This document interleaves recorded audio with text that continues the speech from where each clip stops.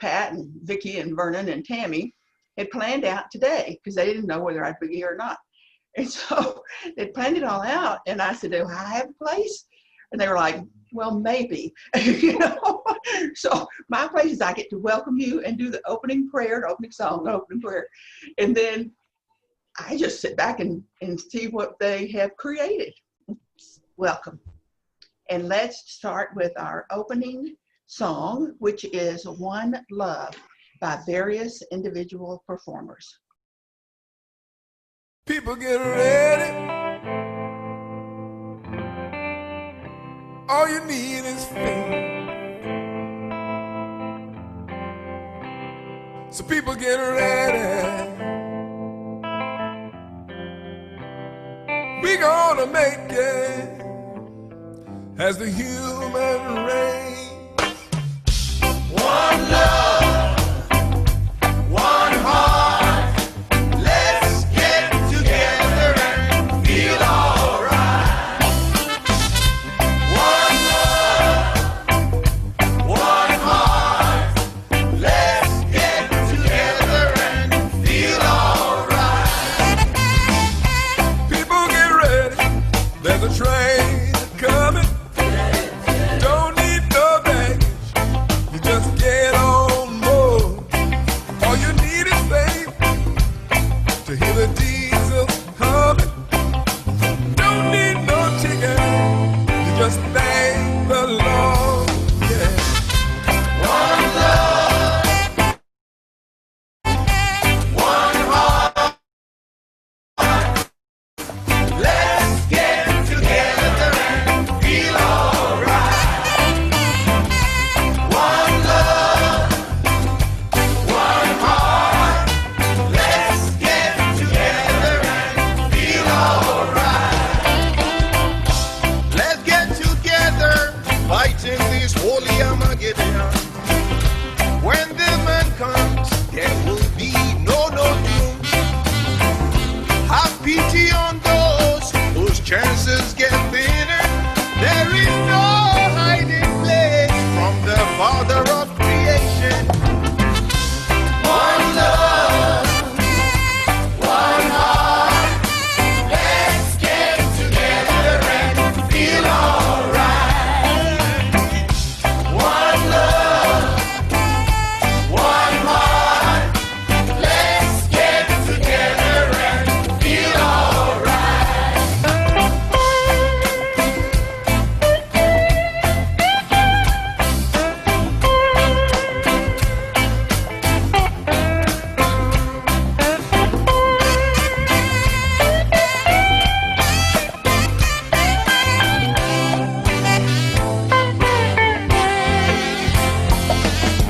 People get ready.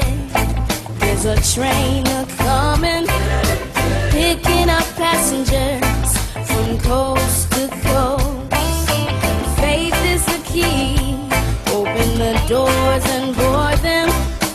Don't need no ticket. You just thank the Lord. Yeah. One love, one heart. Let's get together and feel alright. Everybody sing it. One love, one heart. Let's get together and feel alright. Let's get together and feel alright. Let's get together and feel alright.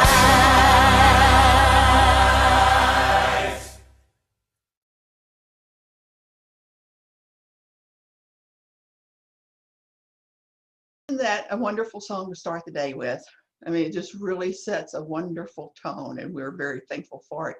If you'll notice that the candles are at Pat's house, and she's created a group of candles to be our focal point. And it occurred to me, and they're both going to go, it occurred to me, maybe you would like to do that. Maybe you would like to somehow be a part of the Sunday morning service, and you would like to provide a candle to be in the background. You can add flowers to it or not, or just whatever. But if you'll let Vicky or Pat know and make sure you're going to do it, then I think that would be a great way for more people to be a part of our Sunday morning service. So let's take a deep breath. Know that we are drawn together in our quest for understanding, acceptance, and expression of the one love, through each of us, to each of us, one love. And so we celebrate that. We know that it is the truth, the principle, and we know that as we live and grow, we understand more and more that there is one love.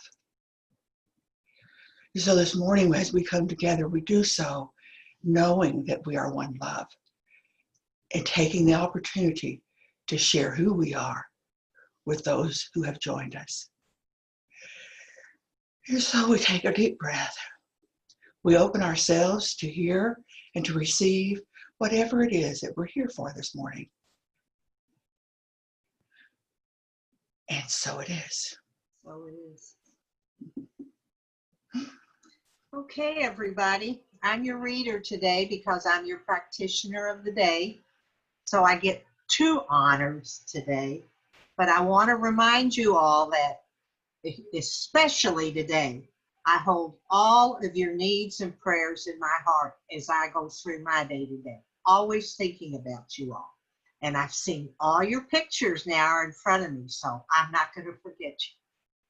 My reading today is from Reverend Jane Beach, who wrote the guides for September, and I cannot quit reading them.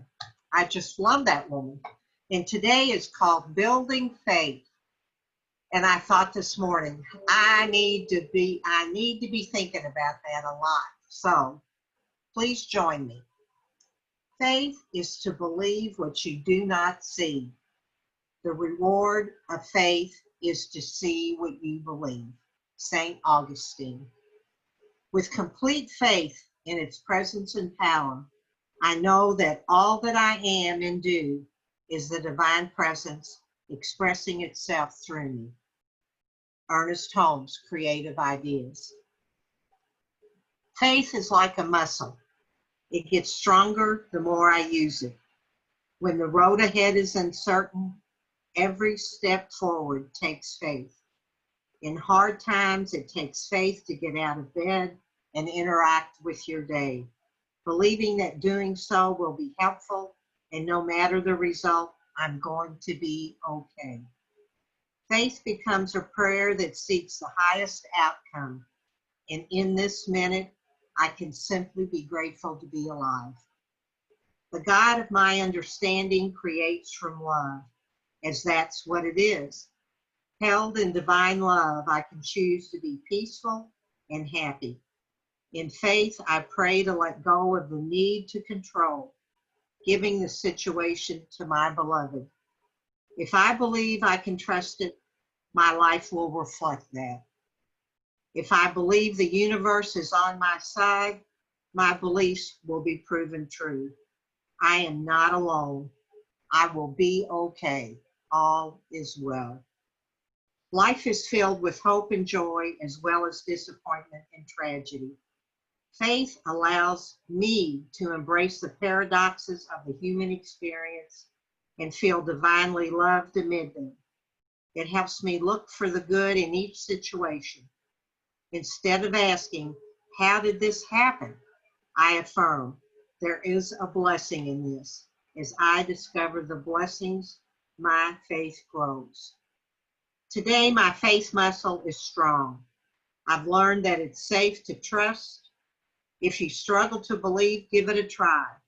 Hang on to faith and see what happens. And our affirmation is, as I look for the blessing in every situation, my faith grows. And so it is. Thank you.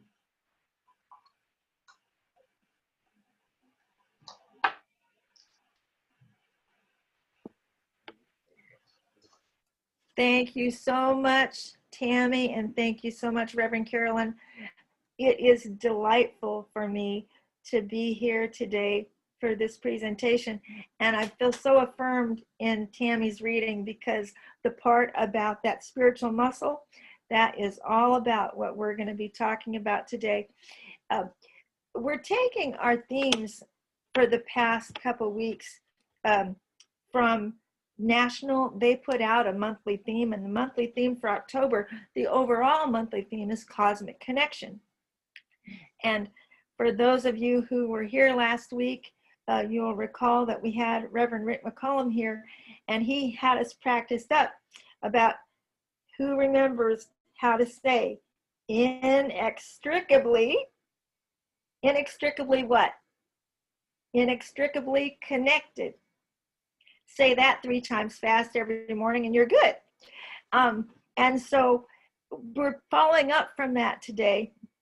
I want to give you a little recap or preview of what I'll be talking about that follows from being inextricably connected.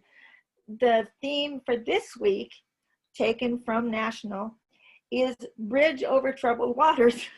And when I saw that, I called Pat up and I said, oh boy, how apropos is that?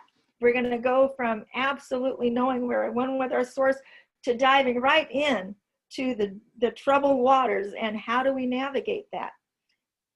And at first I wasn't quite sure how it would all come together, but ultimately I am totally delighted. And so we're going to be talking about being one with our source and inextricable from that. Then what makes it so difficult to have that experience? We're going to work with that a little bit I'm going to do 2 parts of a brief meditation. We're going to look at the challenge, and then we're going to work with how to strengthen that muscle and clear that up. And I'll be introducing you to the work of a wonderful man that I found. His name is Robert Enright. And I got to finding his work because if you look at the video on Bridge Over Troubled Waters that comes from National, the fulcrum that they're coming from is forgiveness. And so as I was looking into how that fits together, I found this man's work. It's a expanded take on forgiveness processes that I think we're all going to be able to relate to. There's a principle underlying it that ties it all together. And we'll wrap up actually applying that through the second part of the meditation. And so being inextricably, as you can tell, I need as much practice as possible. Being inextricably connected, just as a reminder, that very term means no matter what our experience of it is, good, bad, or indifferent, we cannot be extricated from our source. It's not possible to do. And if you stop and think about in moments where you have known that you cannot be separated from your understanding of God, and stay really centered in that, and then it feels like, okay, I'm here. I'm not ever going to lose this, right? And then what happens? Something comes along and knocks us off our game. And suddenly we forget that no matter what it looks like, we cannot be separated from our source. And so how is it that we can strengthen that capacity to have that experience in knowing in the middle of the troubled waters? And one of the things that is true about this, Ernest Holmes addressed it as well. He did not use the word inextricable, but he says essentially inextricable connection means that incarnated within each one of us is not only the divine spark of creativity and inspiration, but an incarnation literally of the divine spirit, and that we are a unique expression of the entire cosmos. And that gets back to the cosmic connection. And so to get a feel for this, Vernon, if you could please put up the slide for me.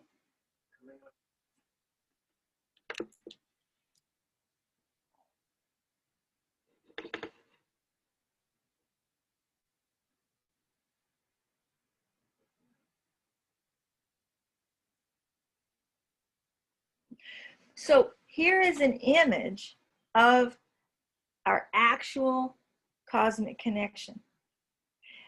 And if you look at this picture closely, what you see, it's not two babies. It's one baby finding himself in a mirror. Notice that both the reflection and the form of the baby are unified. When you think about the operation of a divine reflection, if you think about the way the law works through a mirror, is it ever possible for either the reflection in the mirror or the form extended from it to be doing anything distinct from each other? No matter how that baby moves, both images are going to move. No matter what sound that baby makes, what expression comes across his face, that's what he's going to see. And that's the simplicity of the reality, that seamlessness is always there.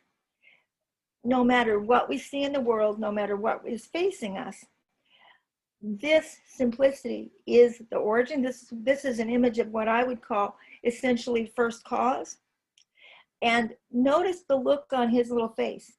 He knows that he is pure joy and exuberance, and he is just loving on himself. And that's our relationship with spirit originally. And so what happens there? And go ahead and take the picture down, Vernon.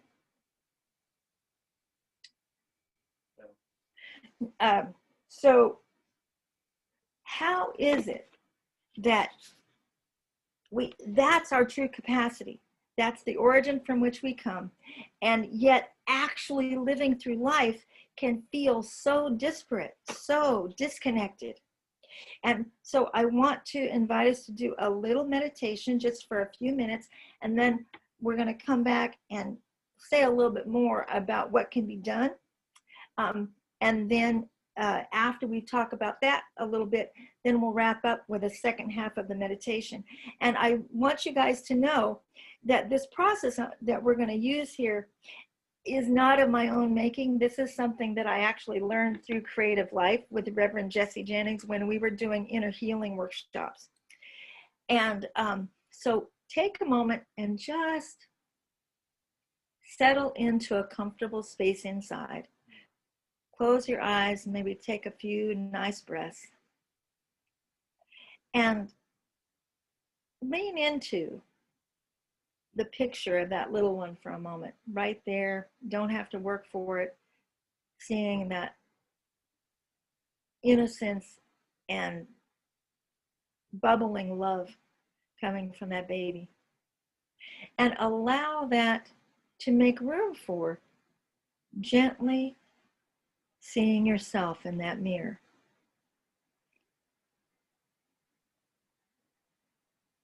And know that that reflection, that purity, is the bridge over troubled waters. And there we are in that simplicity. And it's easy in calm repose to have that feeling of oneness. And then life happens. Then we have a remembrance of where we have been in our practical lives, the types of things that have come up. And for each and every one of us, that journey has been a little different. So in your own way, in your own reflections, what for you has been something representative of what has interrupted that flow interrupted that sense that you have this connection to spirit that bridges everything. And take a moment to imagine that you have a marker available to you, a dark colored marker, brown or black or gray.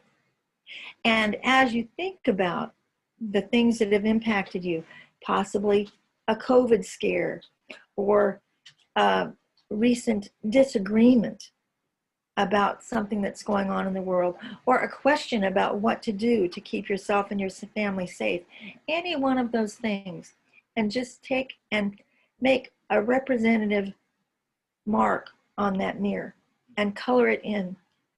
Maybe draw a square or a circle and color it in, and just trust yourself spontaneously. And then find something else that has been challenging. And it's okay to be honest. This is a time to let the challenging things have their voice and move through the system and be expressed, ultimately to be released. So it's okay to just be honest, and it's not something you have to say out loud. Whatever has caused you grief, whatever has caused you fear and pain, draw that on that mirror and color it in. Just take a few moments and pick a few things and keep coloring in that mirror. There's been concerns from many people about finances. People's abundance factors have changed. There's been the concern that we have for our whole community with the strife that's gone on. The things that we see in the news, for some people, aren't even able to turn on the TV anymore because there's so much that impacts our psyches. Take a moment to draw representative symbols of that and color them in.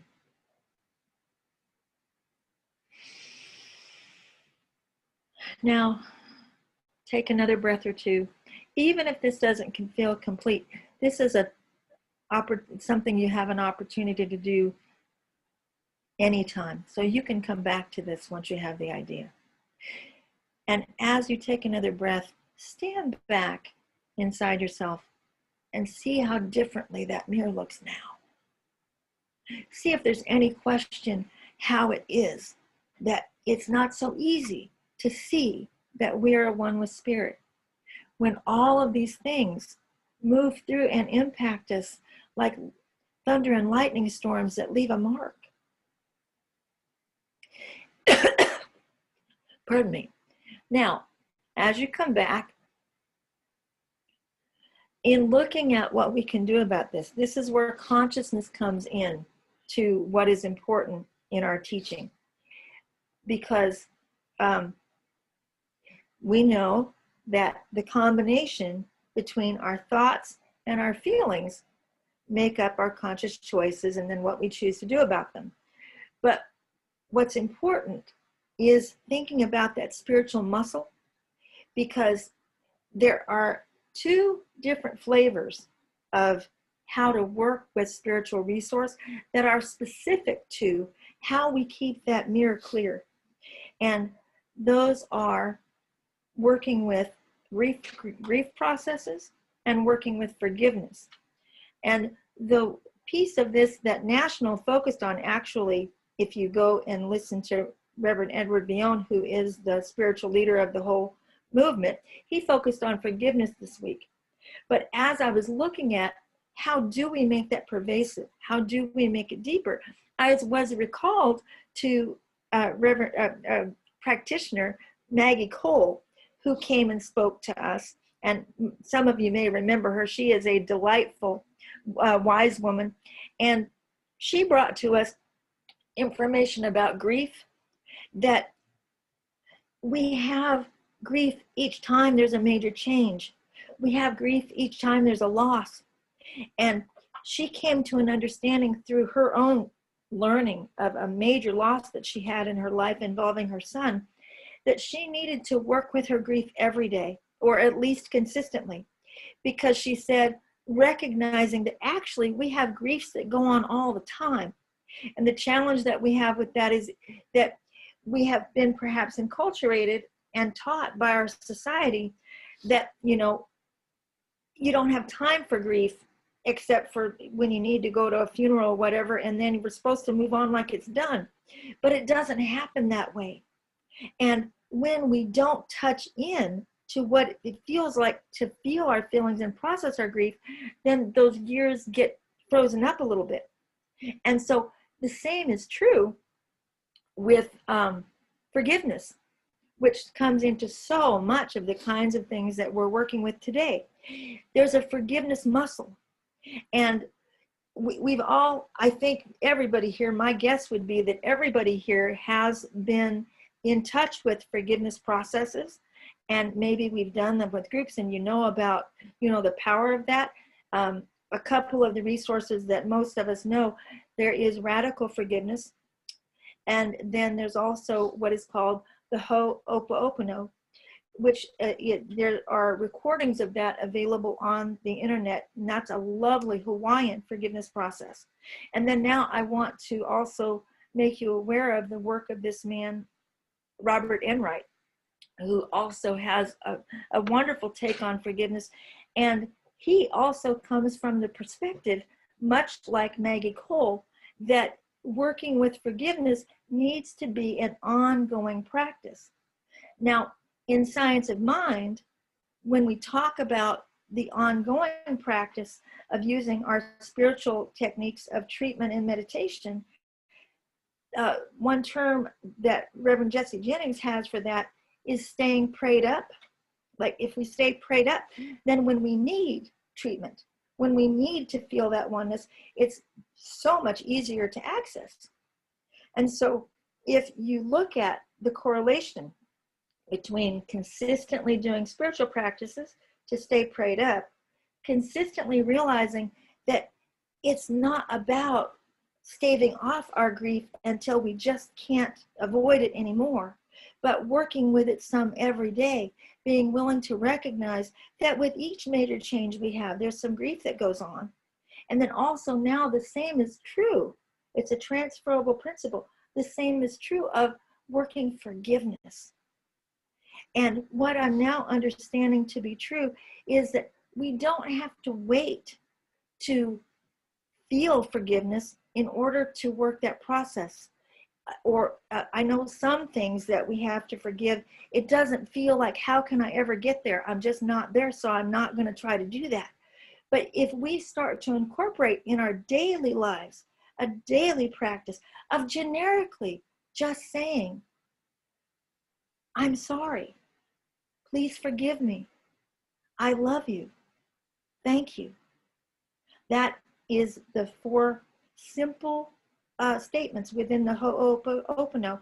And would we be willing to practice that, to cultivate the atmosphere of forgiveness around us just because, and not necessarily have to say, am I forgiving me? Am I forgiving you? Are we worthy? But to say, no, just generally, there's so much to be forgiven. There's so much to be made more love for. To simply say every day, I'm sorry. Please forgive me. Thank you. I love you. And so I want to give us an opportunity to have an experience of that. And so drop back in for a moment to that mirror and see the image that you were left with within your own life. Just take a moment to look at the colors on your mirror and give them the space that they need. And I want to invite you now to come into having an eraser or a Kleenex with you. And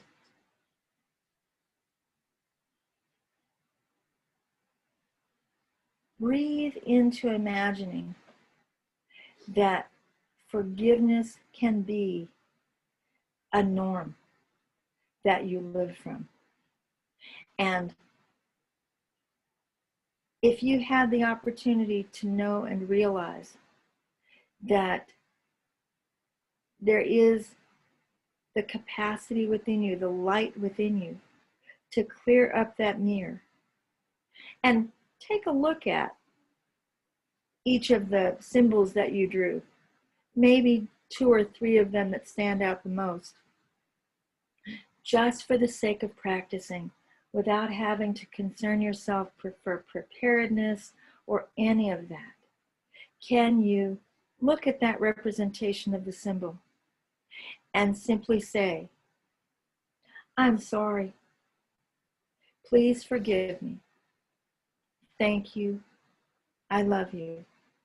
And reach out and gently rub that off.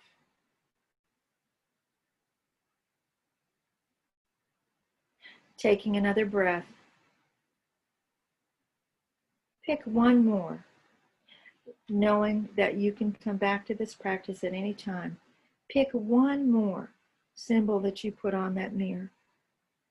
Simply and easily, with the trust like that little child. And say, I'm sorry. Please forgive me. Thank you. I love you. And then when you're ready, come on back.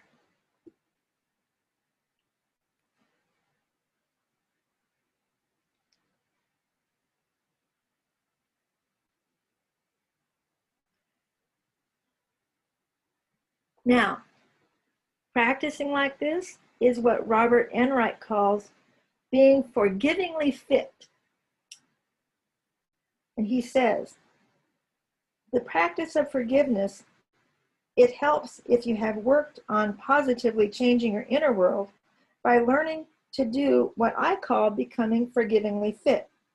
Just as you would start slowly with a new physical exercise routine, it helps if you build up your forgiving heart muscle slowly, incorporating regular workouts. You can start by becoming more fit in making a commitment to do no harm.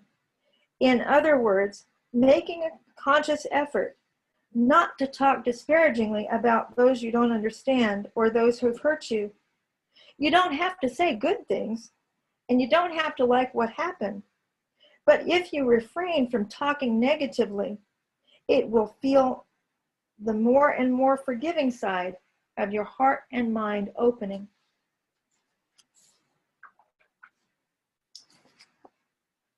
When we overcome suffering, we gain a more mature understanding of what it means to be humble, courageous, and loving in the world. We may be moved to create an atmosphere of forgiveness in our homes and workplaces to help others who've been harmed and are overcoming their suffering, or to protect our communities from the cycle of hatred and violence. All of these choices can lighten the heart and bring joy to one's life. Some people may believe that love for another who's harmed us is not possible, but I've found that many people who forgive eventually find a way to open their hearts. If you shed bitterness and put love in its place, and then repeat this with many, many other people on a regular basis, you become freed to have more widely and deeply felt love and kindness. The kind of transformation can be created as a legacy of love that will live long after you have gone. And so now let's just take a breath and let that settle. And then I would like to offer our meditation.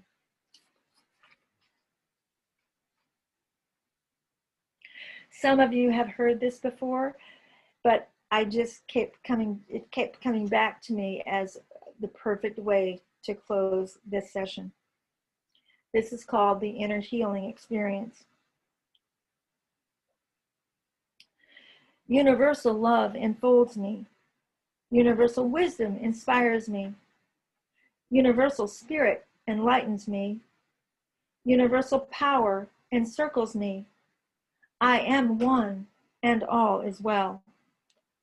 As we begin the inner healing process, let me invite you to close your eyes and relax in quiet confidence, opening yourself to the miracle working higher power.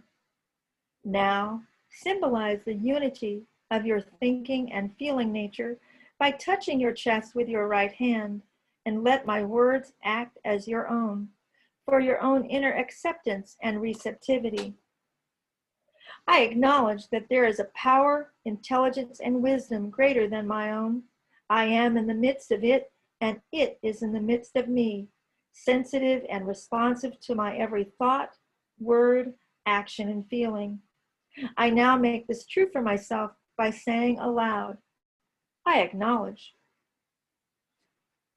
Acknowledging the higher power working through my life, I admit that I am personally responsible for solving my own problems while being guided and assisted by something greater than myself.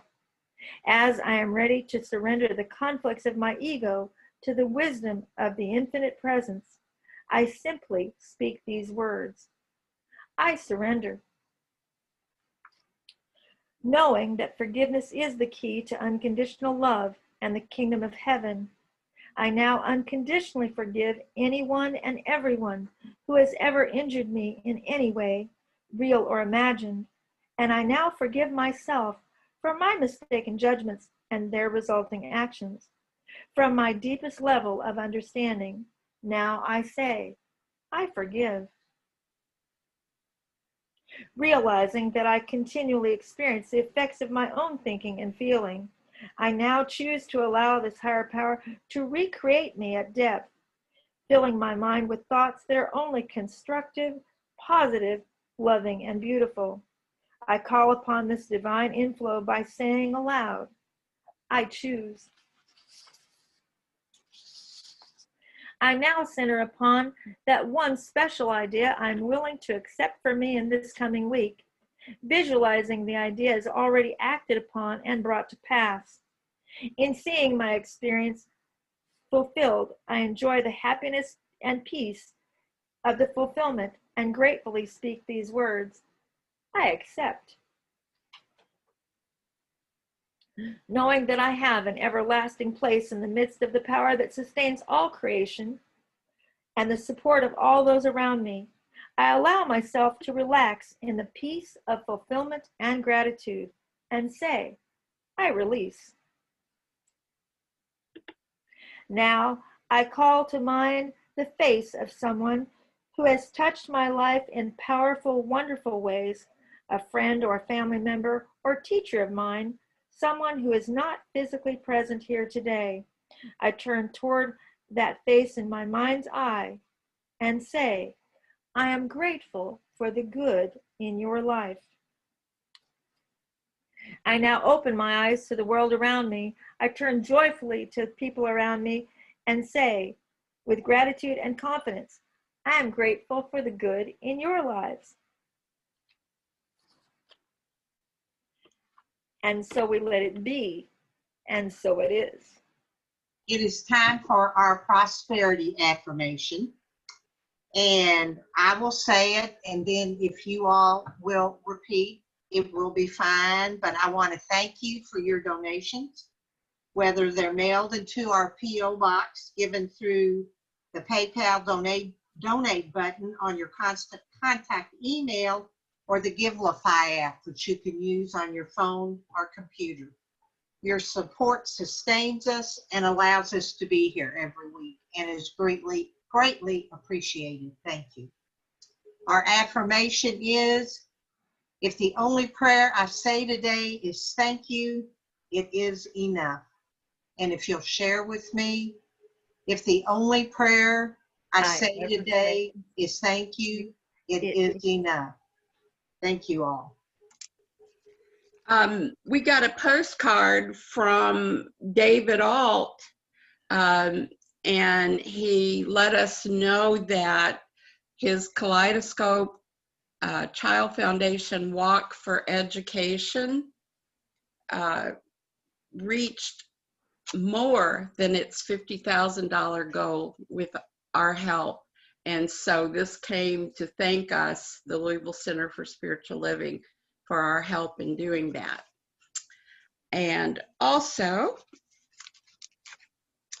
we got a letter from, 5%, we donate, the center donates 10% of its income tithes, 5% goes to corporate CSL to help them with expenses and to keep this going everywhere. And we take the other 5% and send it to a local charity. We, I know you can't see this very good, but in August, we chose the Salvation Army to send $400 to. And so they sent us, it's from Kelly Hutchinson, Director of Development, and she says, "Dear Center for Spiritual Living, I am writing to personally share a sincere thank you from everyone at the Salvation Army for your thoughtful gift. We received your donation of $400, and this donation is a blessing for so many." Then she goes on and says a few more things and says, "We are so grateful for your support." So I wanted you to know that your money is being put to good use. Okay. It is my pleasure to do our closing treatment. So if you'll relax into where you are,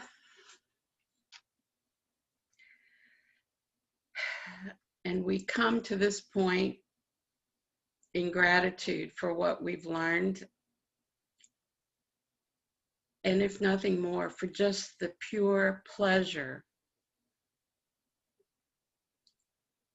of your presence and the presence of like-minded people around you. And we take this today and go into next week and share it with those who aren't as fortunate as we are to have this connection, to have this beautiful place to come safely every week. How wonderful it is to know that we are surrounded by infinite intelligence and the love that is God. And how wonderful to allow every part of our being and every aspect of our lives to be embraced by this divine truth. For we absolutely know that because God is, we are. We are perfect, whole, and complete. We are safe. We are protected, and we are loved. And right now, right where we are, we can accept this as the truth and recognize that when we are grounded in this awareness, we automatically invite a deeper experience to unfold in our lives. We can turn from any condition that does not support the highest vision of our life and accept with great anticipation and clarity all the good that is flowing to and through each of us. Thank you, Spirit, for the wisdom, mercy, and grace within each of us that is your presence. We give thanks for all that is ours through you and for all that is yet to come as we release these words into the law that only says yes. And so it is.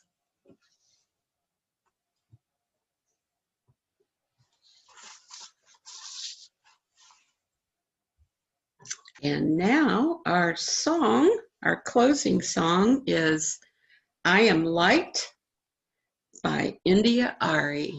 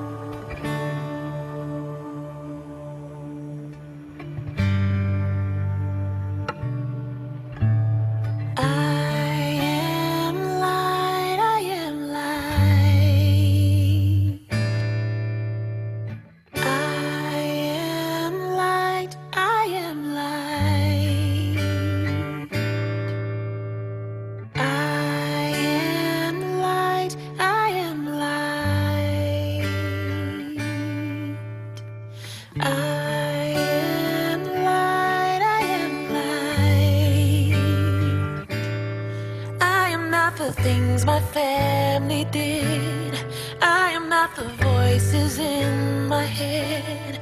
I am not the pieces of the brokenness inside. I am light. I am light.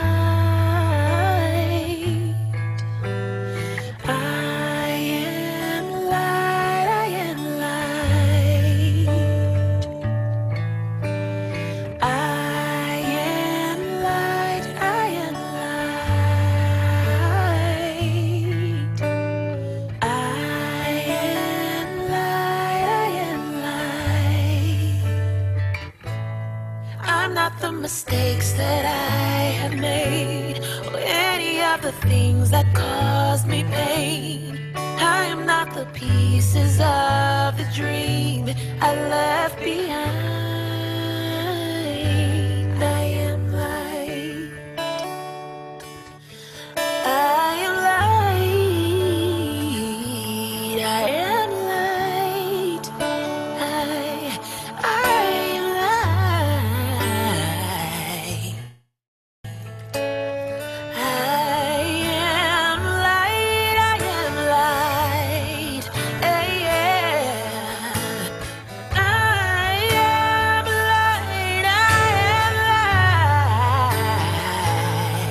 I am not the color of my eyes.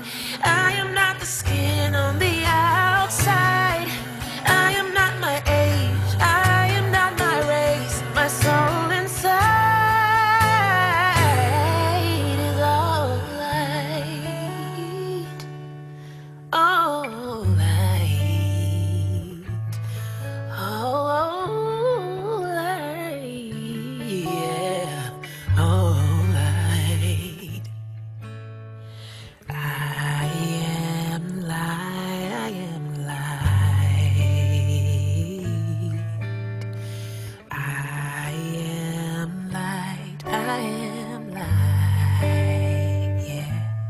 I am divinity defined. I am the God on the inside. I am a star, a piece of it all. I am light.